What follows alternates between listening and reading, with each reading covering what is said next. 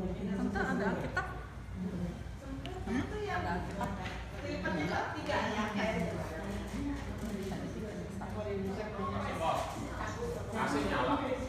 Yang di sini doang nyala. Sana nggak nyala.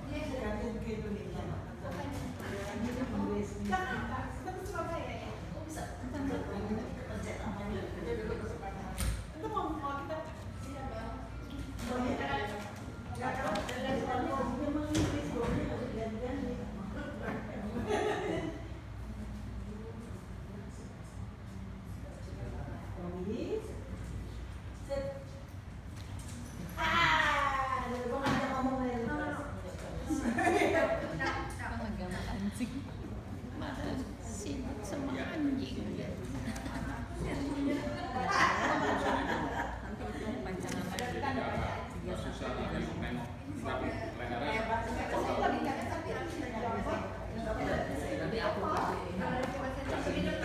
Nanti itu panjangan daripada di sini aku kasih punya supaya di sini supaya lancar.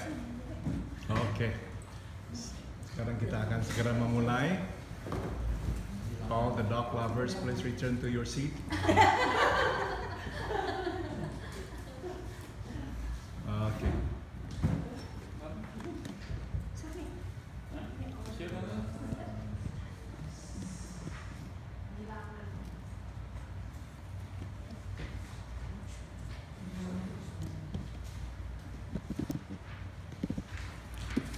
Marilah kita membuka kitab Bilangan.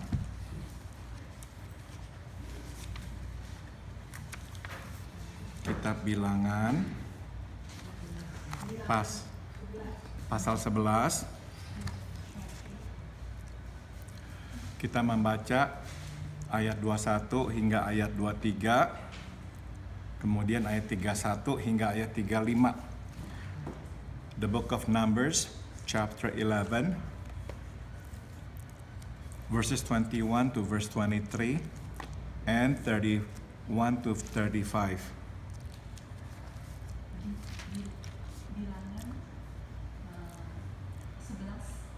Bilangan 11 21 hingga 23. Udah ya? Oke, kita membacanya bersama-sama. Pasal 11, 21 hingga 23. 1, 2, 3. Tetapi kata Musa, bangsa yang ada bersama aku ini berjumlah 600.000 orang berjalan kaki. Namun engkau berfirman, daging akan kuberikan kepada mereka, dan genap sebulan lamanya mereka akan memakannya. Dapatkah sekian banyak kambing domba dan lembu sapi disembelih bagi mereka, sehingga mereka mendapat cukup? Atau dapatkah ditangkap segala ikan di laut bagi mereka, sehingga mereka mendapat cukup? Tetapi Tuhan menjawab Musa, masakan kuasa Tuhan akan kurang untuk melakukan itu? Sekarang engkau akan melihat apakah firmanku terjadi kepadamu atau tidak. Ayat 31 hingga 35. 31, lalu bertiuplah angin yang dari Tuhan asalnya. Dibawanyalah burung-burung puyuh dari sebelah laut dan dihamburkannya ke atas tempat perkemahan dan sekelilingnya. Kira-kira sehari perjalanan jauhnya ke segala penjuru, dan kira-kira 2 hasta tingginya dari atas muka bumi. Lalu sepanjang hari dan sepanjang malam itu dan sepanjang hari esoknya, bangkitlah bangsa itu mengumpulkan burung-burung puyuh itu. Setiap orang sedikitnya mengumpulkan 10 homer. Kemudian mereka menyebarkannya lebar-lebar sekeliling tempat perkemahan. Selagi daging itu ada di mulut mereka, sebelum dikunyah, maka bangkitlah murka Tuhan terhadap bangsa itu, dan Tuhan memukul bangsa itu dengan suatu tulah yang sangat besar. Sebab itu dinamailah tempat itu Kibrot Ta'awah, karena di sanalah dikuburkan orang-orang yang bernafsu rakus.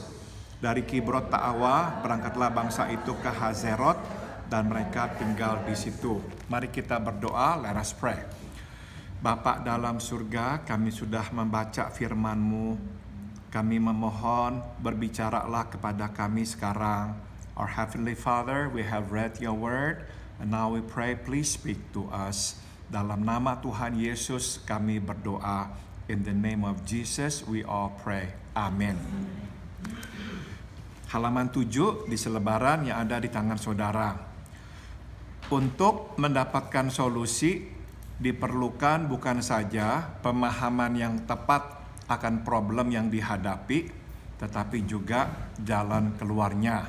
So to find a solution, what is needed is not only an understanding of what the problem is, but also the way out.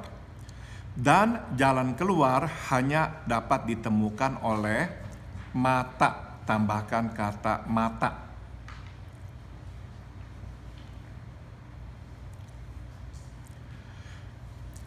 Yang dapat melihat jauh dan luas. And we can only find the way out if we have the eyes that can see far and broad. Tuhan dapat melihat jauh dan luas. God can see far and broad. Itu sebab Ia selalu mempunyai solusi. Tambahkan kata solusi. Terhadap setiap persoalan yang kita hadapi. Stop dulu ya. Kita semua tahu bahwa berapa mampunya kita menemukan solusi terhadap persoalan yang kita hidupi atau hadapi bergantung kepada seberapa bisanya kita melihat jauh dan luas. Yeah, we all know whether or not we can find the solution to our problem depends on whether or not we can see far. Kalau kita bisa melihat jauh dan luas, kecenderungannya kita bisa menemukan solusinya. If we can see far and broad, most likely we can find the solution. Ya. Nah, jadi sekarang kita akan melihat apa yang Tuhan lakukan ya. Now we will see what God will do. Musa menghadapi masalah besar, tambahkan kata besar.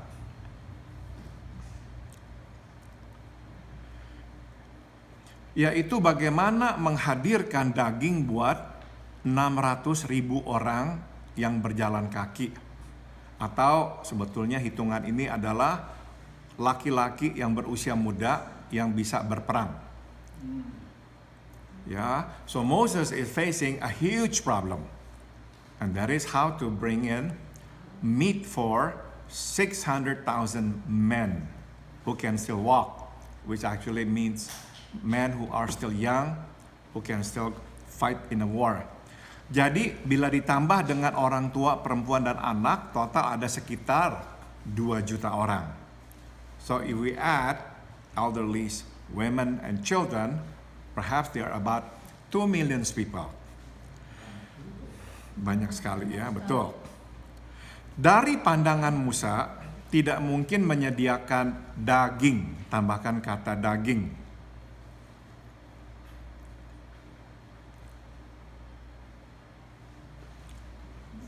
Buat 2 juta orang untuk 1 hari makan, apalagi untuk 30 hari.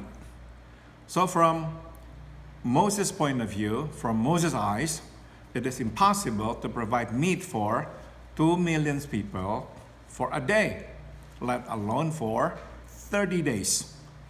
Bayangkan, andaikan diperlukan 1 ekor kambing untuk memberi makan 10 orang.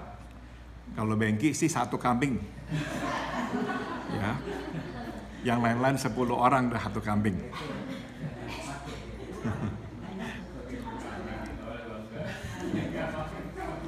Oke. Itu berarti dibutuhkan 200.000 ekor kambing per hari atau 6 juta kambing sebulan. So just imagine if one sheep or lamb is to feed 10 people, it would require 200,000 sheep per day or 6 million sheep for the whole month. Dari manakah mereka mendapatkannya? Ya. Where can they get all the sheep or lambs? Nah, Musa hanya dapat melihat apa yang ada di depan mata. Tambahkan kata di depan.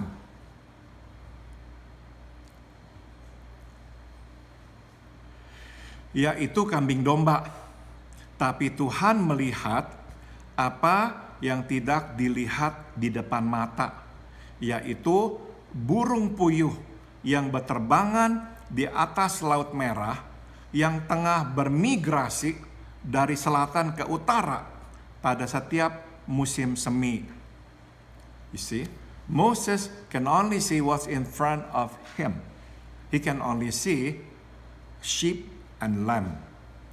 But God can see what naked eyes cannot see, which is the quail flying over the Red Sea, migrating from the south to the north in every springtime. Singkat kata, Tuhan sudah melihat dan mempunyai solusi.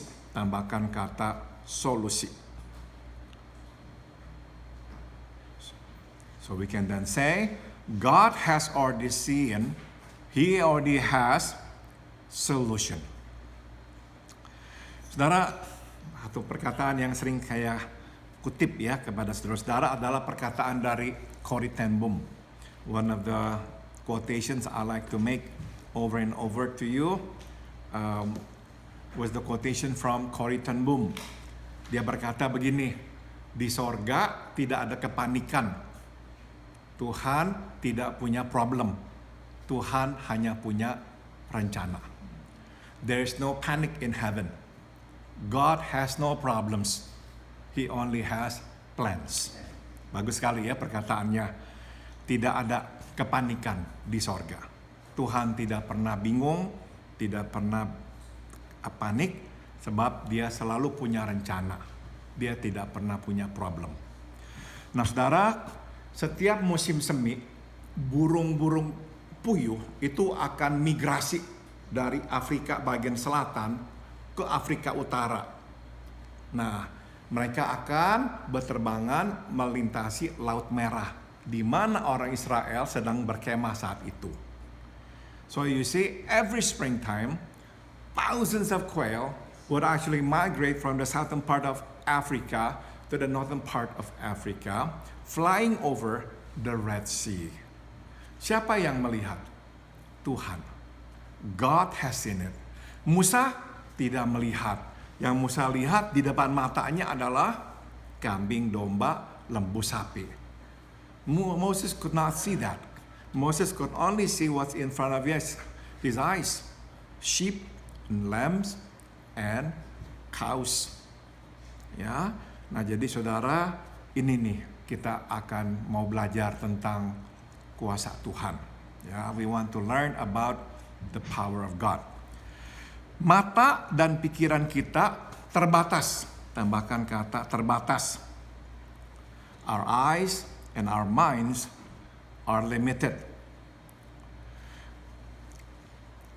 Itu sebab Tuhan tidak mengharapkan kita menemukan solusi untuk setiap masalah yang kita hadapi. That is why God does not expect us to always find a solution to every problem that we face. Tuhan tahu mata dan pikiran kita terbatas. Ya, God knows we are limited. Ia meminta kita untuk mempercayakan solusi itu kepadanya. He only asks us to trust Him with the solution. Jadi inilah pelajaran pertama yang dapat kita petik. Jangan bergantung. Tambahkan kata bergantung.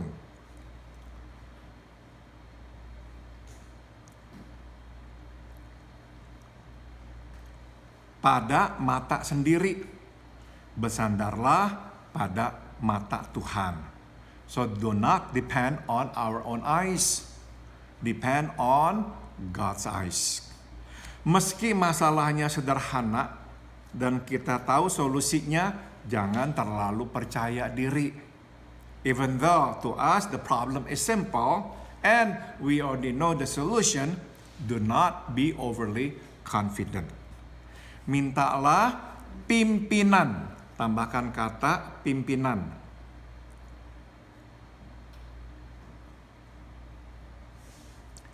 Tuhan, sebab siapa tahu ada hal-hal yang luput kita lihat. Always ask for God's guidance, because who knows? There are things that we overlook, that we do not see. Ingatlah, Tuhan melihat jauh dan luas. Always keep in mind, God can see far and broad.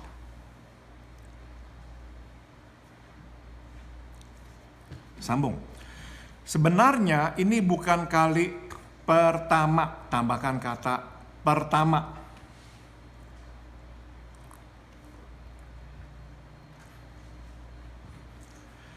Tuhan mendatangkan burung puyuh untuk memberi makan Israel. The truth of the matter is, it's not the first time God brings in the quail to feed Israel. Di Keluaran 16:13 dapat kita baca bahwa sewaktu Israel mengeluhkan makanan, Tuhan menyediakan burung puyuh.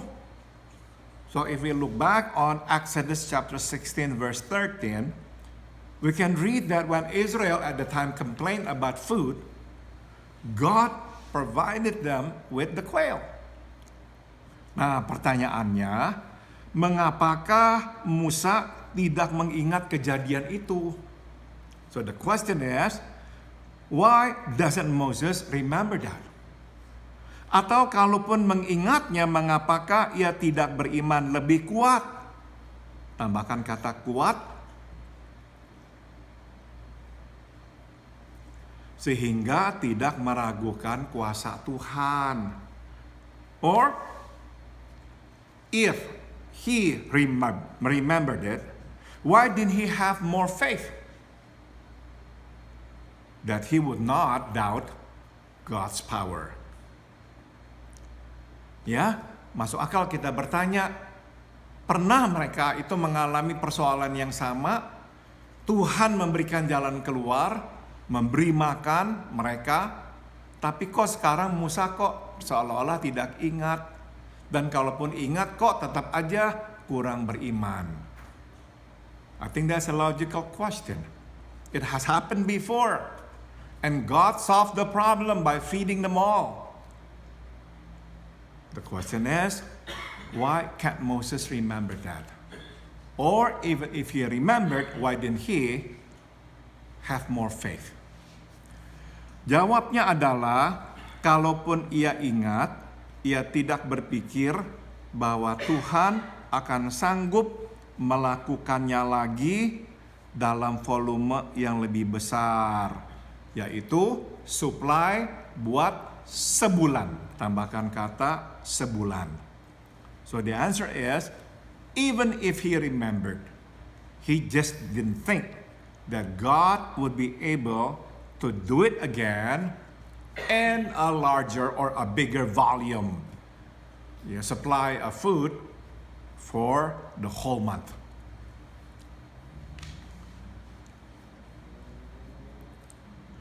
Sambung.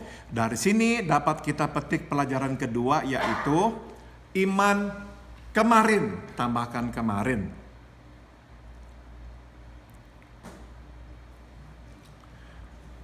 Belum tentu cukup untuk tantangan hari ini. So here's the second lesson we can glean. Yesterday's faith may not be enough for today's challenges. Saudara, inilah saya kira pengalaman kita pula, ya kan? I think we all can relate to this. Kita bisa mengingat Tuhan menolong kita di masa lampau, tapi begitu menghadapi masalah baru, tetap saja kita kalang kabut. That's what happened to us. Even though we can remember how God helped us found solution to our problem, but then when we face the same problem today, we still get panicky. We still think, oh no, there is no way out. Nah saudara, benar loh. Iman kemarin belum tentu cukup untuk menghadapi tantangan hari ini. Isn't it true then? Yesterday's faith is not enough or may not be enough for us to face today's challenges. Nah, jadi seharusnya cukup. Ya, seharusnya cukup. Sambung. Tidak mudah beriman pada Tuhan. Tambahkan kata beriman. It is not easy to have faith in God.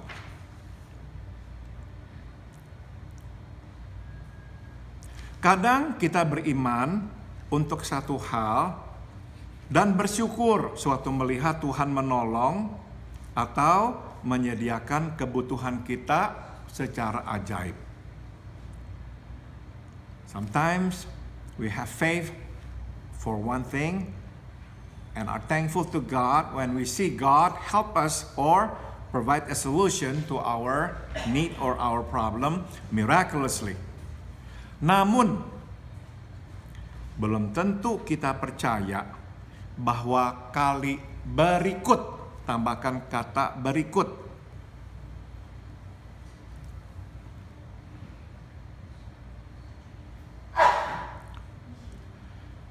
kita menghadapi persoalan yang sama, Tuhan akan menolong atau menyediakan seperti dulu. Apalagi jika masalah yang dihadapi hari ini jauh lebih besar daripada kemarin. But the following time we face the same problem, we may not have the same faith or enough faith that God will help us or provide us the solution like before. Especially if the problem that we face today is bigger than the one in yesterday. Nah, saudara, mengapa kok begitu? The question is, why is it so? Nah, kita mau belajar beriman ya. Gini, sesungguhnya duduk masalah terletak pada pemahaman kita akan konsep tak terbatas. Actually, the problem lies in our understanding or concept of the words or the term unlimited. Sebenarnya diam-diam kita tidak sungguh percaya bahwa kuasa Tuhan tak terbatas. Tambahkan kata terbatas. In reality, we do not really believe that God's power is without limit, unlimited. Itu sebab makin besar masalah, makin sukar kita beriman. And that explains why the bigger the problem, the more difficult it is for us to have faith. Jadi itu pertanda sebetulnya kita tidak sungguh-sungguh percaya bahwa kuasa Tuhan tidak terbatas. And that shows that in reality we don't really believe that God's power is not without limit. Is without limit, I'm sorry. Untuk menolong kita beriman, nah kita mau belajar nih ya. Kita mesti mengerti makna tak terbatas.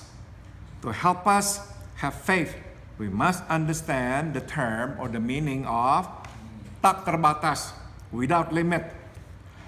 Sesungguhnya makna tak terbatas adalah sama saja. Tambahkan kata sama.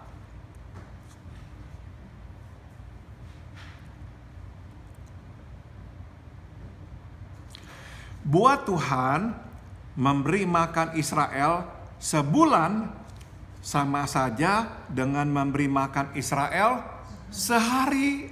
Begitu ya. Tambahkan kata sehari. So to God to feed Israel for the whole month is the same thing as feeding Israel for a day. Sama saja. The same thing. Buat Tuhan menyembuhkan sakit kanker sama mudahnya dengan menyembuhkan sakit pilek. To God, Ya, healing cancer is as easy as the same thing as healing a cold, a common cold. Buat Tuhan sama saja. Itu makna tak terbatas. Ya, to God the same thing. And that's the meaning of without limit. Jadi, bila Tuhan sudah berkata bahwa Ia akan melakukannya, Ia pasti melakukannya. Tambahkan kata pasti.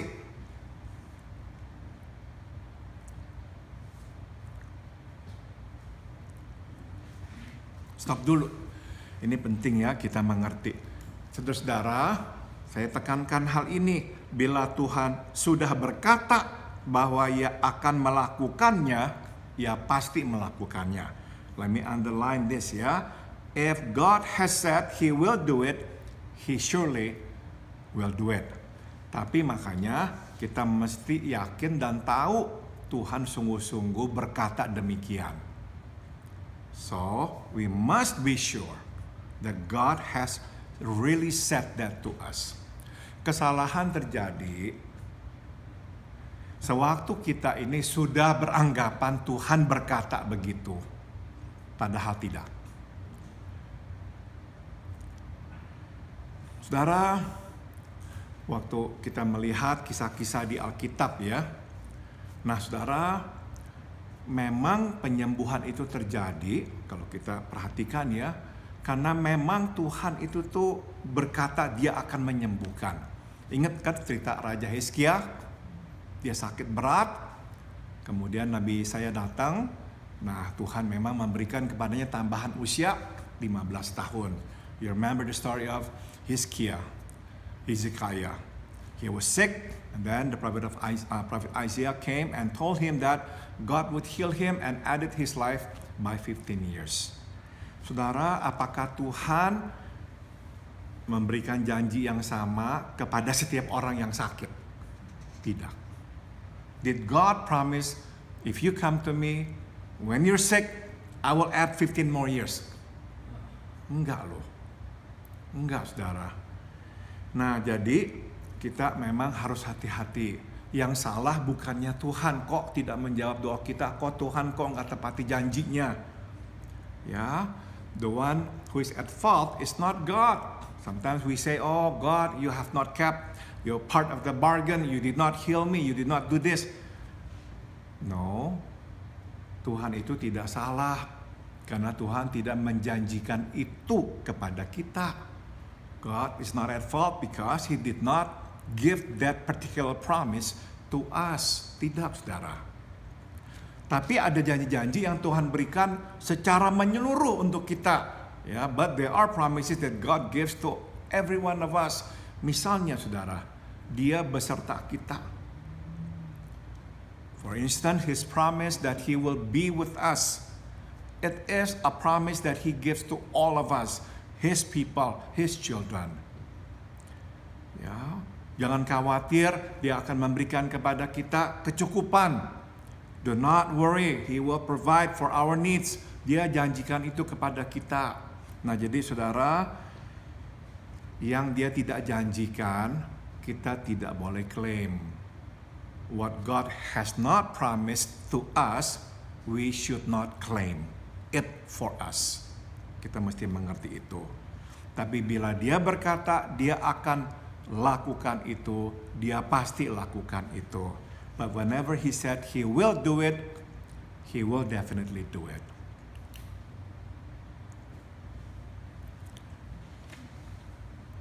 Saudara mungkin masih ingat cerita kami ya, waktu anak kami meninggalkan Tuhan. Perhaps you remember our story when our daughter turned her faith on God.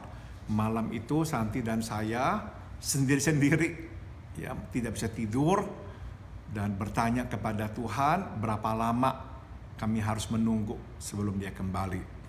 Remember that night Santi and I separately could not sleep, but we did not tell each other that we could not sleep. But each of us prayed and asked God, how long shall we wait? Dan masing-masing Santi dan saya mendapatkan jawaban Tuhan, lama. and each one of us receive the answer from the Lord, it's going to be a long time. Dan benar, long time, 7 tahun. Tapi Tuhan tepati, karena dia berjanji kan lama berarti, tapi akan dia lakukan. Dia akan panggil. Dan dia panggil kembali putri kami kepadanya. Jadi saudara, yang dia katakan, yang dia janjikan, kita pegang. Karena dia pasti akan tepati. So whatever it is that he has told us, he would do it for us, cling to it. Because he will certainly do it. Tapi yang dia tidak janjikan, jangan hold him responsible or accountable to us for something that he never made the promise to us. Gitu. Sambung lagi. Kita tidak perlu memikirkan bagaimanakah ia akan melakukannya. We do not need to think how God will do it. To provide for our needs. Pandangan mata kita terbatas. Our eyesight, our views are limited. Mustahil kita dapat melihat, tambahkan kata melihat. Beribuan burung puyuh terbang bermigrasi di Laut Merah. It is impossible for us to see thousands of quail flying over the Red Sea. Jadi pada waktu sedang ribut-ributnya Israel, Tuhan sudah melihat burung-burung puyuh sedang terbang di Laut Merah. Saudara, ini kekuatan dan penghiburan kita. This is our strength and our comfort. Waktu kita sedang menghadapi problem, Tuhan sudah melihat solusinya. Always remember that. At the moment we are seeing the problem, God is already seeing the solution. Oke? Ada yang mau tanya atau komentar, silakan.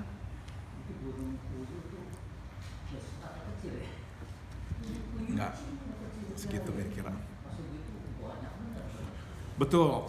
Jadi ini burung-burung itu tuh ditiup oleh angin. Kata Alkitab, angin itu begitu keras tiup mereka, sehingga mereka itu tuh tidak bisa melawan angin, kebawa oleh angin. Dan angin itu tuh meniupnya menurunkan ke bawah. Jadi mereka lagi terbang di atas jauh, diturunkan, sehingga kira-kira segini nih, sedada. Turun semuanya, ribuan itu ke dada, mereka tangkepin, pakai jala dah. Gitu. Tangkepin, soalnya ribuan. Sampai besokannya juga terus begitu mereka tangkepin. Nah kemudian mereka keringkan. Nah rupanya tuh ada orang-orang tuh yang udah gak sabar, langsung udah makanin. Makanya kena tulah sakit. They all got sick, many of them died. Because, Alkitab kata, terlalu rakus, greedy. Langsung pada makan itu daging sebelum benar-benar dikeringkan.